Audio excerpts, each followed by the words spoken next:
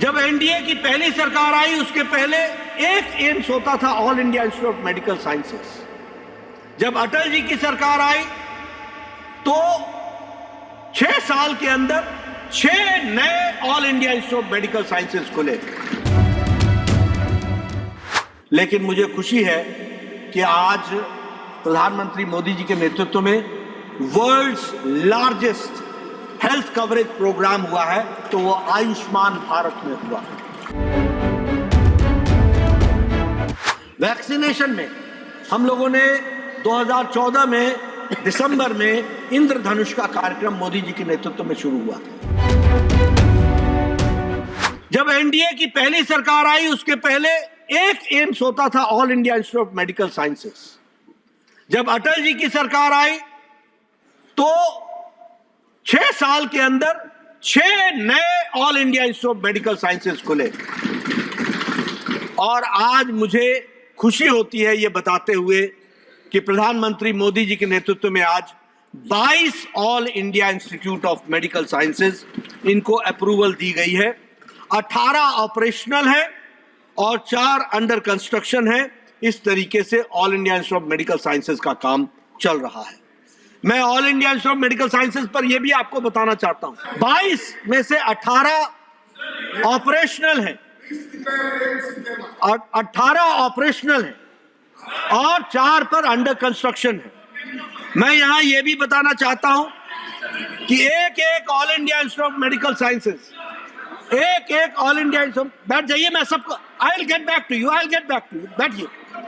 एक All India Institute of Medical Sciences 2000 crore से लेकर 1500 करोड़ से लेकर के 2000 करोड़ रुपीस एक पर खर्च हो रहा है।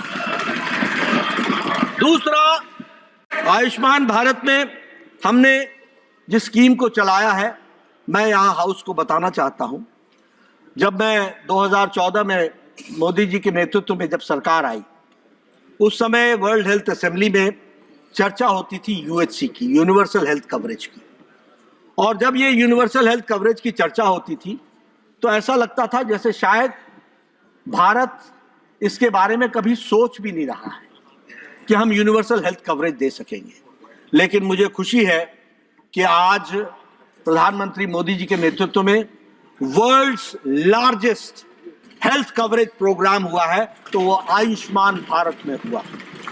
और इसको एक्सपैंड करने के दृष्टि से जहां आशा वर्कर्स से लेकर के आंगनवाड़ी हेल्पर से लेकर के अन्य वर्कर्स को जोड़ने का प्रयास हुआ है।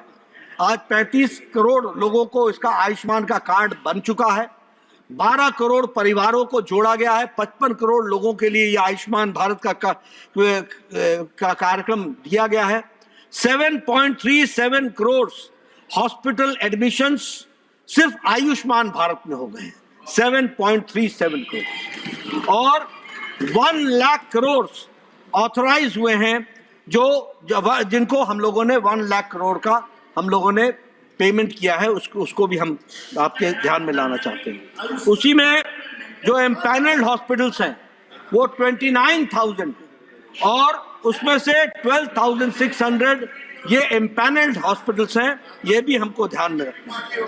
40% जो है आयुष्मान जो है वो हॉस्पिटल एडमिशंस में विमेन है। 48% आयुष्मान कार्ड के जो लाभार्थी हैं उसमें विमेन है। उसको भी आप सबके ध्यान में लाना मेरी आवश्यकता है।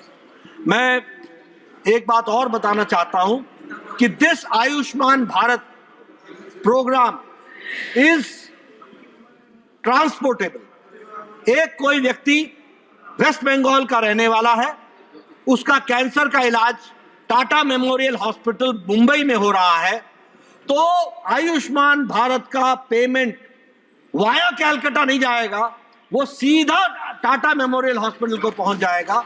और इस तरीके की संख्या 12.13 लाख हॉस्पिटल में एडमिशंस हुए हैं, जिसको हम लोगों ने देने का प्रयास किया है। वैक्सीनेशन में हम लोगों ने 2014 में दिसंबर में इंद्रधनुष का कार्यक्रम मोदी जी के नेतृत्व में शुरू हुआ था। आज आपको जानकर के खुशी होगी कि 12 फेजेस में ये मिशन इंद्रधनुष हमारे बच्चों को टीकाकरण हो गया है और 5 करोड़ 46 लाख बच्चे और 1 करोड़ 32 लाख प्रेग्नेंट वुमेन, इनको वैक्सीनेट किया गया है फेजेस में, और इस तरीके से इसको आगे बढ़ाया गया है। मैं हाउस के साथ इस बात को भी शेयर करना चाहता हूं कि कोरोना आया था, बहुत से लोगों ने वैक्सीनेशन के बारे में बात की। मैं सभापति जी आपके माध्यम से सदन को बताना चाहता हूं, इस देश ने 20 से 25 साल ले लिए ट्यूबरक्लोसिस की दवा को नेशनल प्रोग्राम बनने में। इस देश ने टेटनस को नेशनल प्रोग्राम बनने में 20 से 25 साल ले लिए। इस देश में जापानीज इंसेफ्लाइटिस को नेशनल प्रोग्राम बनने में 100 साल ले लिए। लेकिन कोरोना 2020 की जनवरी में पहला केस डिटेक्ट हुआ था। 2020 के अप्रैल में मोदी जी ने टास्क फोर्स बैठाया था और 9 महीने के अंदर एक नहीं 2 इंडिजिनस वैक्सीन बना करके दी। ये है मोदी जी के नेतृत्व में बदल रहा भारत। कैसे बदल रहा? जो 20-20 साल 100-100 साल दवाइयों के लिए इंतजार करते थे, आज 9 महीने के अंदर, और कितनी वैक्सीनेशन हुई है? 220 करोड़ 222 करोड़ डबल डोज।